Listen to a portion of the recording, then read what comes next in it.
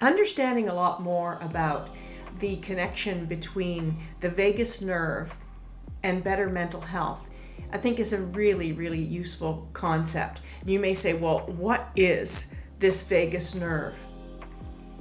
Basically, it's the longest nerve in the body, and it starts in the brain and it connects to your gut, which is your intestines and your stomach, and your heart and your lungs.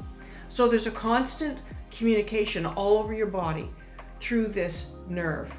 And vagus means wanderer in Latin. And the reason for this is because it really is wandering all over the bodies, impacting all of your organs. So it's important to know a bit more about stimulating this vagus nerve.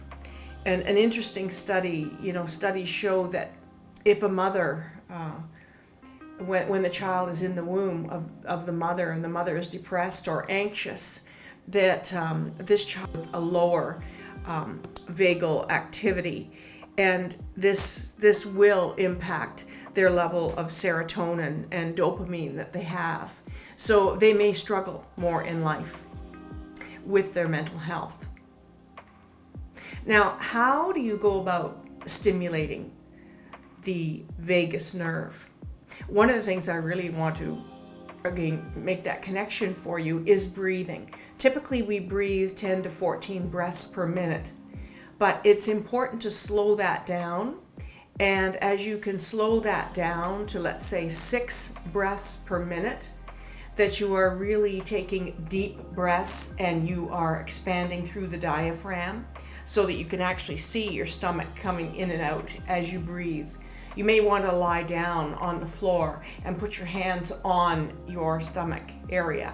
And as you breathe, you'll feel that and see your stomach moving up and down, which is proof to you that you are breathing from your diaphragm and it's not shallow breathing.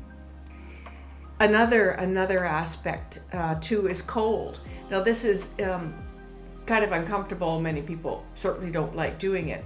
But at the end of your shower, think about maybe just turning cooler, colder water on at the end for the last 15 to 30 seconds, whatever you think you can stand. This is going to be helpful, and to even increase that. Some people also just like to splash cold water on their face in the morning, or it might be throughout the day at different points in time.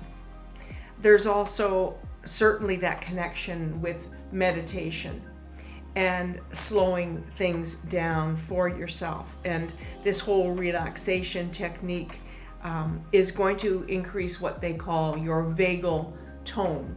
Something that, again, when you look up more about this, you'll certainly learn more about the vagal tone. So it is that awareness that, there is this major connection and nerve throughout your body that is really regulating your nervous system throughout. And it's important to be aware of that and to look at different connections. That's why certainly people are also saying, there's a connection between the gut and your brain, and there definitely is. And that's why some people are needing more probiotics, foods that do have probiotics. There is a definite connection between your gut health and your brain, and of course how that impacts mental health. So I hope you find that useful and interesting, and you may look up a little more on this for yourself too. I hope you'll be well. I hope you'll find your inner peace, and you'll remember to stay strong.